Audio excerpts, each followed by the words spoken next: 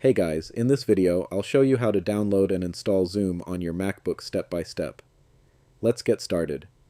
First, open any web browser on your Mac. I'll be using Brave, but you can also use Safari. Both work perfectly fine. Once your browser is open, go to the search bar and type Download Zoom for Mac, then press Enter. From the search results, click on the official Zoom website. This will take you to the Zoom Download Center. On this page, look for Zoom Workplace for Mac. You'll see two download options. If you're using a newer Mac with Apple Silicon, click Download for Apple Silicon. Otherwise, choose Download for Intel.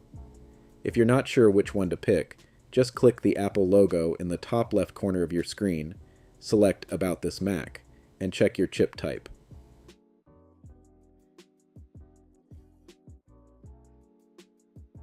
Once the file finishes downloading, open your Downloads folder and double-click the Zoom installer file. A setup window will appear. Click Continue, then choose whether you want to install Zoom for all users or just your account. Click Continue again. After that, click Install and enter your Mac password when prompted. The installation will now begin. Once it's done, click Close, and you can choose Move to Trash to delete the installer file.